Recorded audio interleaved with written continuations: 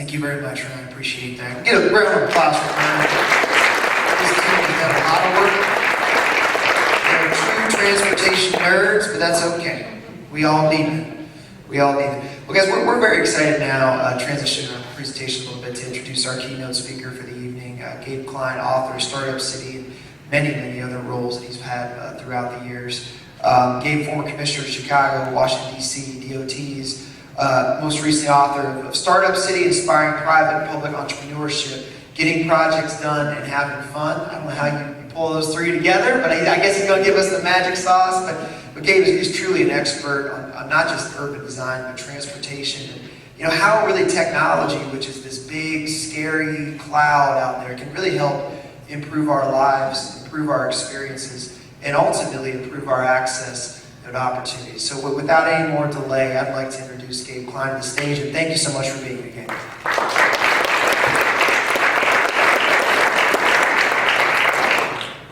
All right, good evening, everybody. Don't hate me for living in Washington, D.C. It's not all bad. And I grew up, I was talking to Brandon on the way here, I grew up in two very rural areas as a kid. And I grew up in a college town called Charlottesville before I moved to the city. I think it's important to understand that it doesn't matter what size your town or city is. What matters is the quality of life and the context, right? And the context is going to be a little bit different in various areas of your region. You've got very rural, you've got some downtown, you've got suburban, and that's okay. But we can make all of it better. And as we are building and rebuilding, we want to make sure that we're building resilience, right? We want to make sure that we're building infrastructure that's good for us. And I'll talk more about that. Often it's not. In many ways, our built environment is making us sick, to be completely honest. And so these guys really set me up well for my speech because it's really about future-proofing. There's a lot of shiny objects out there, and some of them are great, and some of them are just shiny objects. But we're going to talk about separating the wheat from the chaff and figuring out what's really important for the long term to make this a place that you want to live, that you want to raise your families, that your kids want to raise their families, and that you can bring more people here if you want to. So you have more tax base, right? More opportunity for growth, and more opportunity for people to do well. So you can substitute town or community or region in there. But we need to ask ourselves, what's the infrastructure that we need? And when we look at the infrastructure that we have, by the way, this is not unique to here. Everywhere I go around the country, it's the same question. Why have we built all this infrastructure that's at odds with what we need as people? And often, we're continuing to build infrastructure. We're continuing to expand highways. So we'll talk more about that. But let's set up a baseline here and talk about how we got here and what do things used to look like. Around the turn of the last century, the 19 teens and 20s, the transportation system was much more balanced. And there's an old saying that the best transportation plan is a good land use plan. Now what does that mean? That means if you do a really good land use plan, people don't have to travel that much day to day. And if they don't have to travel that much, then you don't have a lot of movement, and therefore you don't have a lot of congestion, you don't have a lot of greenhouse gases. So back in the day, people weren't traveling as much. And you can see in this picture, people cross the street whenever they want, right? And where they want. You see there's cyclists, there's pedestrians, there's people on streetcars. Most cities and towns had streetcars back then, and that's primarily how people got from neighborhood to neighborhood. What's also interesting about our streets, we tend to think of our streets today as places to move as many people as possible, as fast as possible, right? That's why we have fatalities. If you're doing 5, 10, 15 miles an hour, the chance of an injury or fatality is very low. When you're doing 50, 60, 70 in an arterial, and you hit something, it's very high. So what's interesting about this picture is it shows how our urban streets used to be used for commerce. This is where people met, where they hung out with their neighbors, where they shopped. There was a sense of community in the streets. It was not so much about moving people. Now, fast forward, things changed. We industrialized. Post-war, people came back and we had to put people to work. Put them to work building cars, building highways, building tract housing, building suburbs. There's a bit of almost like a social re-engineering of our way of life. We had rural and we had urban, and those were very normal. We've had cities for tens of thousands of years, going back to Syria or Rome. But this was all new in human history, and we've been on the planet for about 200,000 years in some form. But this is about 80 years old. This is all new. We've never done this before. So, at first we were just connecting our cities through more rural areas. And then we decided, hey, this is working so well, let's just drive the highways right through the cities. And let's just make them places for jobs, not necessarily places to live. And then some people were surprised that people left, which doesn't surprise me. And we moved people, we sort of sold people this idea of the American dream, and they moved to the suburbs. And so these were 750 square foot tract houses. Everybody got a car. And how many people in this room own a car? Raise your hand. All right, everybody. So the thing about a home in the United States is it's an appreciating asset. Generally, there are downturns. A car is always an appreciating asset, unless you have like a 1965 Corvette, right? So that meant a change in the economics of people's lives as well. So let's talk a little bit about the challenges that this way of life has created for us, this way of life that we invented about 75, 80 years ago. So basically, we have a problem where our ecosystem around us over the last 110 years since the Industrial Revolution started is basically, it's creating a ecosystem that's not hospitable to human life. And then we have tension between government and the private sector. I'm a person that's a total capitalist. I'm a startup guy, and I worked in government. And so it was very interesting for me to see the differences on both sides. But the challenge is that companies focus primarily on short-term profits, quarter-to-quarter profits. Anybody been watching the stock market lately? And government focuses on long-term 2045 solutions. And they're not as good at moving fast. So there's inherently a disconnect there when we're trying to move our country or our community or our city forward. So here's some of the impacts of the last 110 years. And by the way, transportation is the #1 emitter of CO2 since 2016, for the first time since 1980. That's why transportation is such an important thing right now. So we have to get control over our land use, our pollution from vehicles. And some people say, well, hey, all we need is autonomous electric vehicles. And I'll tell you, I own an electric vehicle. The problem is there's more CO2 emitted from building my Tesla than there is from driving a fossil fuel powered vehicle. So it's, it's not just about driving cleaner vehicles. It's about having fewer vehicles, right? Fewer things that we have to build in factories. And we're seeing real impacts of this day in, day out. And it's hitting, not up here probably as much, it's hitting more like the South, the Southeast. Texas is getting hit really hard. But there's a real economic impact.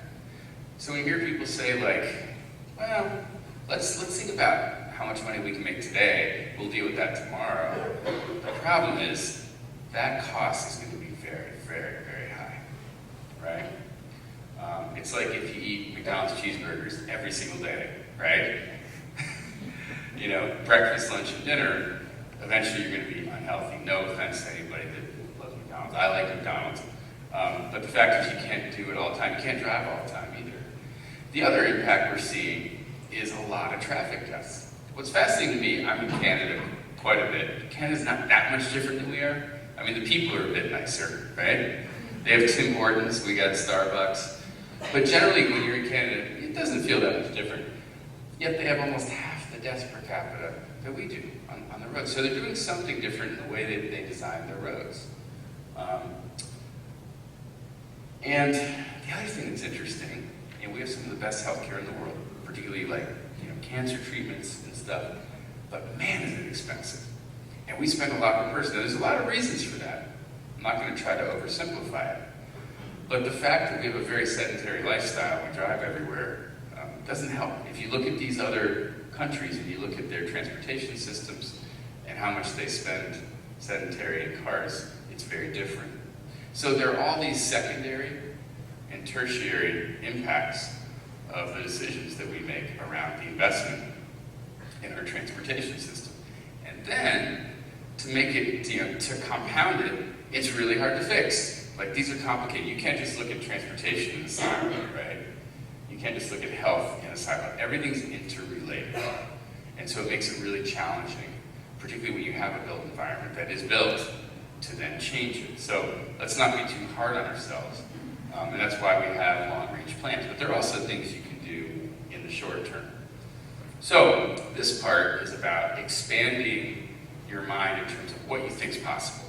Because look, we all have a frame of reference, right?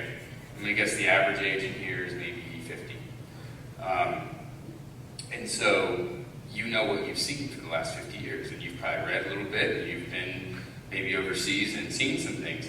But the reality is we are sort of victims of our limitations in frame of reference, all of us. So let's talk about what's happening. For one thing, for those of us that are almost 50, like myself, younger people have much less interest in driving everywhere. And so they will move somewhere where they don't have to drive. They have their phone. Their phone took the place of their car. They would rather be sitting in a bar with their friend, hanging out and spending money on beer and be on the internet than they would behind the wheel for 2 hours a day commuting. And they're willing to make less money. The other thing is, college kids coming out of school have on average $100,000 worth of debt. So they can't afford to buy a car anyway if they wanted to. So this is a 2014 number. Many of you have probably taken Ubers and Lyfts. This is before Uber and Lyft really took off. So in my hometown, Washington, D.C., 88% of people moving to the city are not bringing a car or buying a car. Now it's up above 90%. So there are places where you have really good land use, transportation-oriented development, we call it, where we're building high density close to transit. We have a lot of options for active transportation, walking, biking, scooters, all kinds of stuff. And we make it very visible through marketing programs. So people come and visit first. They see all these options and they say, you know what? I'll pay an extra $500 a month and I'll live near the metro and I won't spend $900 a month to have a car. And even with all these cool technologies and all this stuff that's happening, when you talk to younger people, they say, I still want to be close to the transit station, right? Because it's not so much about moving people. Yes, I'll take transit sometimes. It's more about everything that's organized around that transit node. It could be a commuter rail station. It could be a bike share station. But what you'll find is when you locate or co-locate multiple transportation options, all of a sudden you get more development, you get the restaurant, the bar, the doctor's office, right, the grocery store, and it becomes a community, it becomes a node. But we do have a lot of these new business models, and they're lowering costs to get around. You can get on a bike share in my hometown for 28 cents a day, unlimited use, right? That's pretty affordable. And when you have these young people coming out of school, or older people that want to age in place, they are not into the idea of hyper-consumption that we were all into in the 20th century. Everybody wanted a couple cars, a white picket fence, a swimming pool, all of this stuff. People are more into this idea of sharing things. Shared vehicles, shared scooters, community. This is a picture from Copenhagen. Some of these pictures I took, some are off the internet, but when I was in Copenhagen a couple years ago, which is an amazing place for biking and for transit, not for driving so much. So if you want to buy a car there, Let's say you want to buy a Toyota Camry. Here it would be $30,000. There, don't cringe, there'd be a $60,000 tax. So it'd be a $90,000 car. But that $60,000 goes into the transit system. So almost nobody has a car. Because the transit is so amazing. There's trams running down every street, there's bike share everywhere. So when you go to the airport, instead of the big rental car counter, there's these giant screens saying for 80 kroner a day, whatever that is, I think it's like 10 bucks, you get unlimited access to all the transportation. Not only that, you get unlimited access to the museums, the Tivoli amusement park downtown, the bike share system.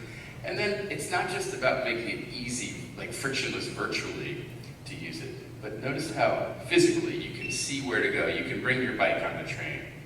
I jumped on in Copenhagen, took my bike that I had to Sweden, jumped off and biked to where I need to go. I was in Amsterdam and Stockholm for 2 weeks with my family, with 2 kids, a stroller, and au pair, and we never got in a car the whole time in 2 weeks. So this stuff has a real impact on how people move around and how affordable society is for people. We tend to think, by the way, that like, well, we have this road system, we got to keep investing in it, right? So we're going to spend the money somehow. It's just a matter of where you spend it. And then depending on where you spend it, you get these externalities like pollution and other things that you got to pay a lot of money in the back end to clean up. So when I was in Chicago running that DOT, we said, you know what? We're going to do something really radical. And in our complete streets document, our big planning document, we're going to say this, that we're putting people first. And we assumed that we're going to get a lot of backlash, like AAA and others. We got no backlash, because it's hard to argue with putting people first. You know, for decades we've been putting the car first. And where has it gotten us? 1.24 million deaths per year worldwide. So who knows what the #1 killer of young people is in the United States, 10 to 19?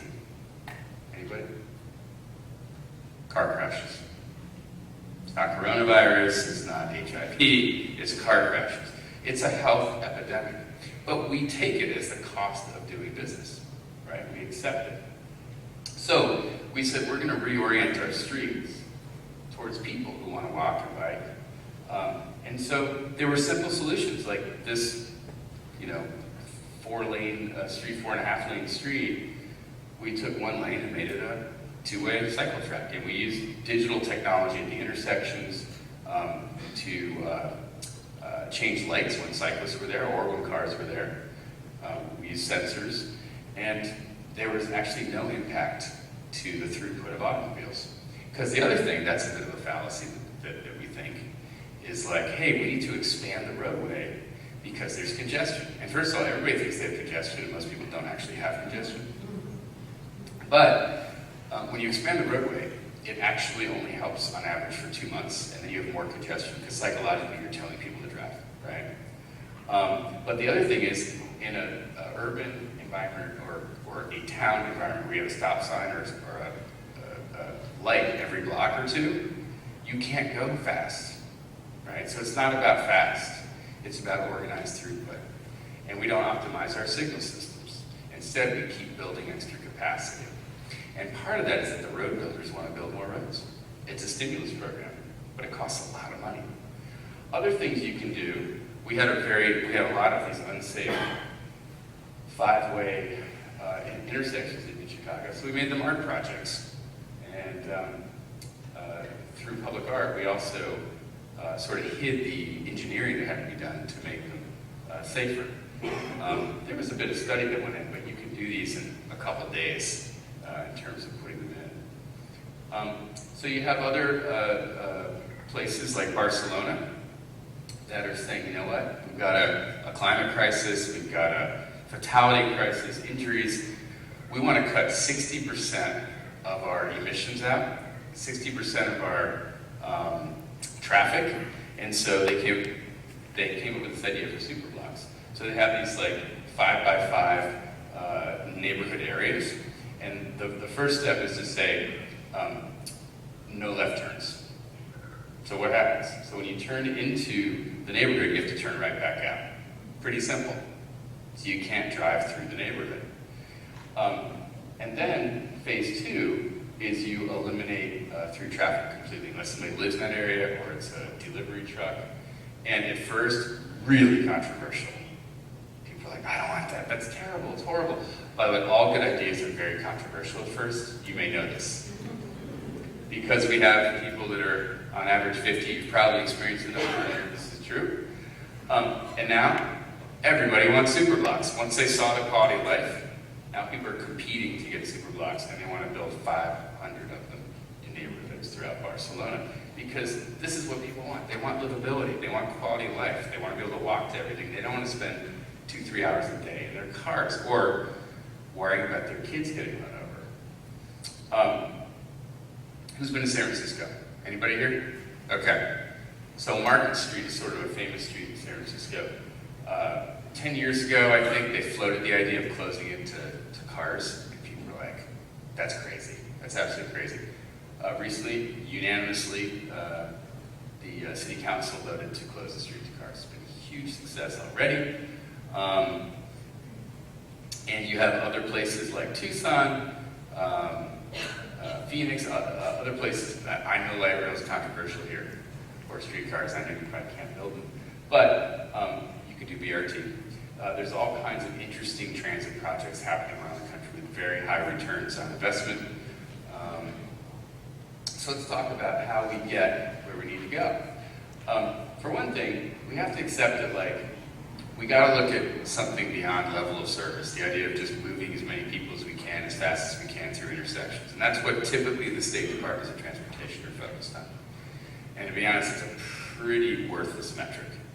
Most of our intersections are failing. And so it can be an F plus or an F minus, but it's still failing. However, the outcomes that we're trying to accomplish in terms of making people healthier, making people happier, reducing emissions, increasing economic activity, those are more important. Whoops, get this thing wrong. There we go. When I was a kid, when I was born, most kids walked their bike to school. Now most are dropped off to school. So these are the types of things we have to think about reversing. How do we change these things? Because the average 15-year-old is 15 pounds heavier now, and the average adult is 24 pounds heavier. So it's having real impacts, particularly fiscal impacts, as well as quality of life impacts on our culture. And when we look at the data, we realize, wow, 60% of the trips are less than 6 miles. That's not that far, right? Do we really need all of those trips to be car trips? About 30-40% of those trips are less than a mile taken by car.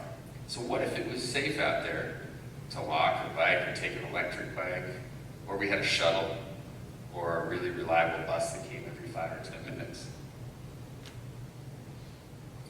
And we know now from economic studies that when you build great places that people want to be, they go there and they spend money. They might buy a condo, they might raise kids there.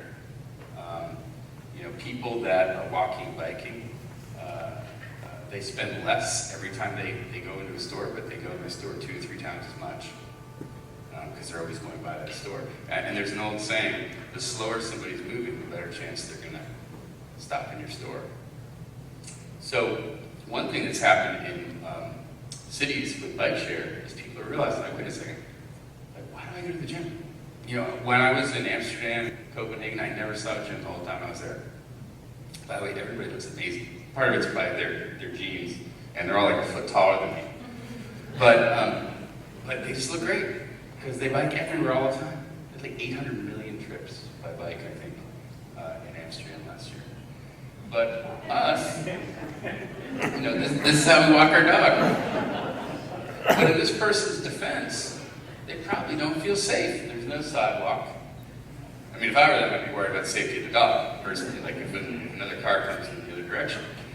But this is our culture. We get a babysitter, we go to the mall, we take the escalator up, escalator down, and we use the treadmill, right? So those are some of the cultural issues that we have to overcome.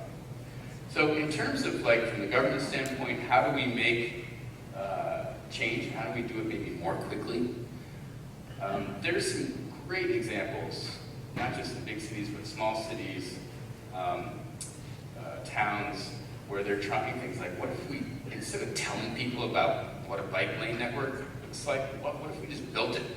And we built it with temporary materials.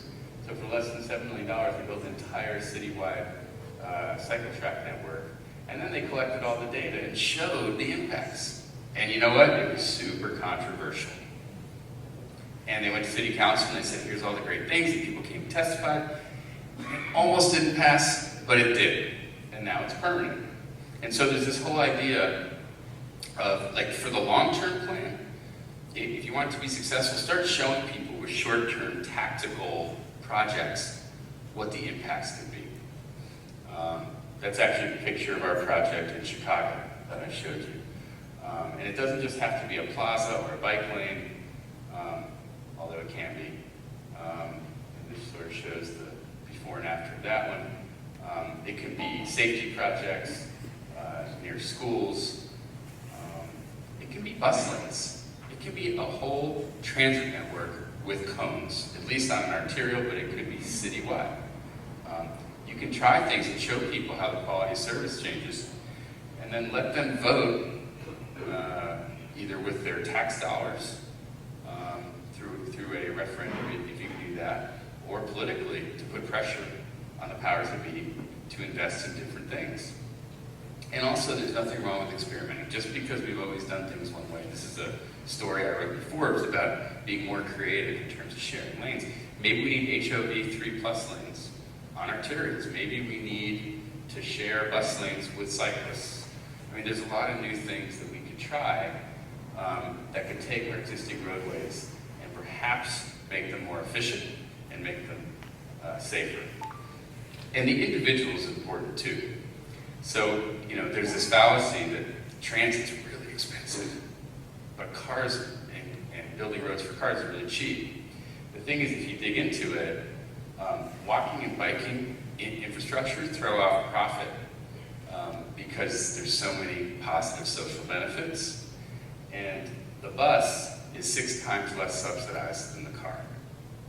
Okay, so when we build car infrastructure, there's a massive subsidy for it. There's a subsidy for busing too, but it's a lot less. And so how do we use this data to have more collaboration, work faster, and support faster change? So we know that there's a lot of pressure to change, to compete with other jurisdictions, right? To build your population. There's new companies coming in with new services like Uber. So one of the messages as a capitalist that I like to bring to people is all spending is not the same, right? There's stimulus spending, like the expansion of a lot of our highways, which does not really have good benefits in just about any way. It also kills the value of the real estate around it. And there's investing for your future, where it pays dividends over the long term. The other thing is we spend so little of our GDP. We spend 2 to 3% of gross domestic product on infrastructure and transportation. Europe spends 5 to 6%. Asia spends 8 to 9%.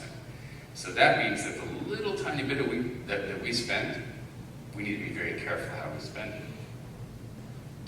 And as I was saying, I'm not going to go into this, but this idea of induced demand is important to understand, because the data and the science show that building those lanes actually hurts us and makes our roads more congested. I already showed that one. So what is the true social cost benefit of the projects? If we're going to look more responsibly fiscally at our investments, so we have to look at internal versus external costs. And we typically look at like basic internal fixed costs, right, and internal variable costs. It costs us much to operate the bus, it costs us much to buy the bus. But we're not looking at all the external costs. And the external costs, if you add them all up, because each one is smaller, so you don't pay as much attention to it, they can be more than a lot of the internal costs, right? The cost of congestion, the cost of pollution, the decrease in land value, right? The pain we cause to our water system. But these are all important. And you need to look at them over a 30-year period, just like 2045, which I think is 25 years. And so we've been working in this space for a while, trying to rank social utility. I'm not going to bore you with all this, but assigning values to different attributes of each transportation mode. And then what we've been able to do in places like Miami is to show what the actual return on investment is. How many projects do you see the government put forth and say, this is the ROI of this project, this is the value that you, the taxpayer, are going to get out of this project? Not only do we not do that, but we don't look at all the external costs. So when you look at economy, environment, equity, fiscal return, happiness, health, and safety, guess what? Something like a bus rapid transit line, 27 times return. Whereas that extra lane on the highway, probably negative 10x. There's a difference, right? So we should demand that our government show us this type of analysis. And then, once you have that type of framework, then you can start doing scenario planning and saying, well, what if we did this versus that? What if in addition to the bus rapid transit, we also put in a bike network at the same nodes as the bus rapid transit? And what we found is sometimes you get 3 to 4 to 5x returns. And some of this probably sounds like gobbledygook, but what we're talking about is being able to give the taxpayer a lot better long-term investment return. And that's important. I'm almost out of time, but I do want to talk about parking real quick, because I know that we spend a lot of money on parking. In Washington, where I live, we're spending almost $100,000 a space, actually over $100,000 in some places on the waterfront, because we're building some underground parking spaces. People don't realize how much parking costs. It's really expensive. We could be housing people. So the average 2-bedroom, these are like 2012 numbers, across the US in 2012 was $800 a month. I need to update these numbers. You put underground parking space in, that's a $1,300 a month rental instead of $800, right? That's a 62.5% increase to the cost of living versus investing in a bus that runs by every 5 minutes. So, meanwhile, we've got 500,000 people that are homeless. Who's heard of micro-units? Anybody ever heard of micro-units? There's this trend in cities, part of it's due to these college students with $100,000 in debt, but part of it's people wanting to live near things more than wanting to have a lot of space. And so the average parking space is 330 square feet. The average micro-unit is 330 square feet. So just imagine if we took some of our parking garages and parking spaces and we converted them into housing, actually 325 square feet. At current interest rates, people could own their own micro-unit homes, people coming out of school, for instance, for $358 a month, or low-income people, right, who we give affordable housing rentals. So to some of you, this probably sounds nuts, but what I'm saying is, why are you prioritizing stored cars over people, right? And these are some of the, again, secondary, tertiary impacts of the investments that we make up front in our transportation and our land use system. So when we build that sprawl, there's a lot of costs. You gotta run the electrical out there, right? Flint, Michigan, closing half the cities that can't afford to run the utilities. It's not efficient, it's not fiscally responsible. And personally, as a fiscal conservative, I embrace high return investments. I don't care how much it costs, as long as there's a high return. Because people ask me all the time, well, how much is too much to spend on a bus system or a tram system? And I say, I don't care how much it costs. And they say, well, that's completely irresponsible. And I said, no, let's measure the ROI. And let's see what the impact is. And then once we measure the ROI, let's look at the fully loaded social cost benefit over 30 years. Phoenix, not exactly a liberal place, sort of a purple place, they made the initial investment in a light rail line from the airport. And it was very controversial. They did a great job with it. And they have seen incredible investments to the point where people voted to tax themselves to the tune of actually $31.2 billion to build out a citywide network. Why? Because the ROI is like $150 billion. So who cares if it costs $30 billion? If you're going to see that kind of return. And now they're seeing even more development and more investment, right? So there's real impacts from investing versus spending. You know, I could keep going, but I feel like that's sort of a strong point to end on, unless you want me to keep going through. Yeah, go. Okay. So let's talk real quick about some of the cool shiny objects. And I'm into technology. I also do venture capital. Very excited about autonomous vehicles. These are all the trends that are coming right now, are happening. Shared electric, autonomous, active scooters, bikes. Co-creation between government and private sector, and then big data. There's a lot of other things happening in the background that are going to change the way people move, change the costs of it, change our cost of living. The fact that we will be living off of energy produced by the sun and wind instead of oil is going to be a big thing. You guys are doing a great job of that here, actually. Everything's going to electric. The car companies have already built this into their plans, and they're building them into their factories, as well as buses and bikes and so on and so forth. Something that's both sort of good and bad is we've been really fixated on getting stuff brought to us. It can be more efficient, but there are also other impacts. As we know, a lot of downtowns have been hit hard by this, and so it's going to be really important to be competitive for stores to be doing something unique, experiential, versus just selling the same stuff that's on Amazon. We're seeing a lot of investment in autonomous vehicles. I happen to think this is really interesting. Instead of focusing on moving people around, bringing people stuff in very small format vehicles that can ride on the regular road network. With autonomy, we're not there yet. We're not there yet, I can tell you. I have a Tesla, and the autonomy is terrible. It's not really autonomy. It's really advanced cruise control. But we are getting there. We are getting there, and the technology is getting better and better and better, faster. But it's not going to solve all of our quality of life and land use problems. It's just another technology, another mode. There's a lot of things that are coming that look a lot like things that came before. Basically, there's nothing new. How many people have taken Uber or Lyft? Uber and Lyft have spent the last 10 years saying they're nothing like the taxi. We were invested in Lyft. Well, let me tell you something. They're starting to put color schemes on their cars. They're putting advertising on top, and they're making adjustments to their algorithms so the drivers can decide if they pick up fares or not. It's a taxi. It's become a taxi. So same with scooters. We had scooters 100 years ago. We have scooters again. And so, what we're seeing is this movement towards access. People want access to things. They don't necessarily want to own things. It's still a big business, but it's not going to be what it was, building cars and everybody buying a car and driving around and building concrete for roads. In my book, Startup City, I try to map out a responsible future where we use the technology appropriately, but we don't say, we're just going to use a robotaxi all the time for everything. Because it doesn't solve our problem. It doesn't solve our environmental problem, our quality of life problem, our construction problem. It just pushes it further down the road.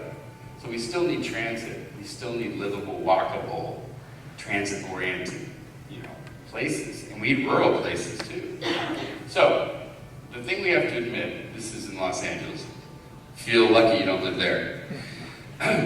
This doesn't work.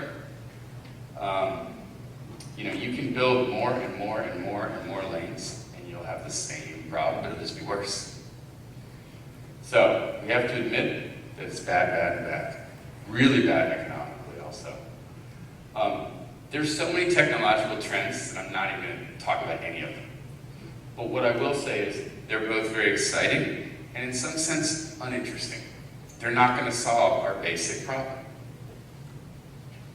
So the autonomous vehicle, as much as I love it because of safety, and I want people to get out of driving vehicles, I want my kids to be able to walk to school and not be worried about getting hit by a car.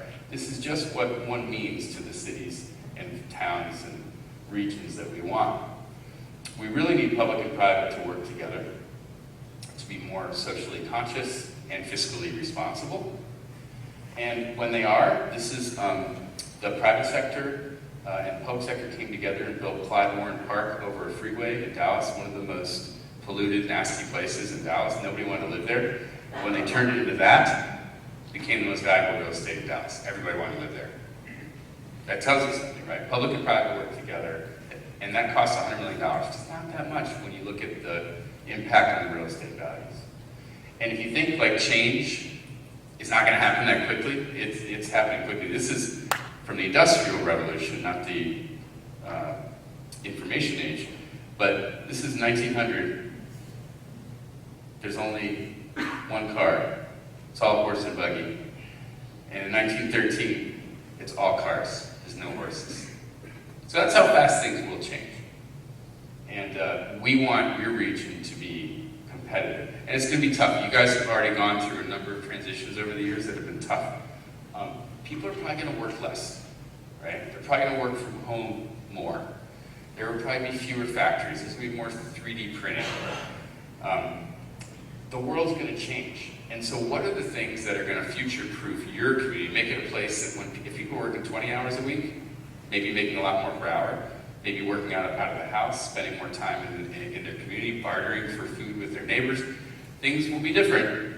Are they going to want to live in that dark place I had up on the left, or the nice, green, beautiful, walkable place on the right? What we do know is there's going to be a ton of change, right? And this is the Kubler-Ross model for change management. It's basically built around death of people that we love, or change, death of the things that we take for granted. But once we start to experiment, make better decisions, we can create a better life for ourselves. This is a picture of my daughter. She's the first pair of shoes that we got her. But when you look at the United States, we are the richest country in the world. But we're 18th happiest according to the happiness index. So GDP, number one. GDP, social support, health and life expectancy, freedom to make life choices, generosity, perception of corruption, everything else, we're not so high. So we can do better. And when you think about transportation or mobility, as we are now calling it, or connectivity, is it a privilege or a right? Do people have to have a lot of money to have good transportation, or should it be something that everybody has access to? There's a new movement towards universal basic mobility. Google that. It's really interesting.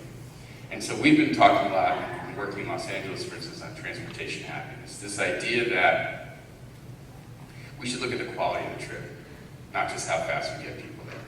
Do you get some exercise on the trip? Do you get to read a book? Do you get to do some work? Right? Do you enjoy your trip? Transportation should be fun. And by the way, not everybody wants to live in a big city. In fact, you look at the happiest places in the US, almost none of them are big cities. They're places like this, but they have very livable, walkable, high quality of life environments. Charlottesville, number 3, my hometown. And the good news and the bad news is we have to do this. We don't have a choice. The stuff that I'm talking about is not optional. Yes, it would be much better for our pocketbooks. Yes, we'd be happier. All those things. But if we don't, our kids aren't going to have a place to live. Thanks for listening.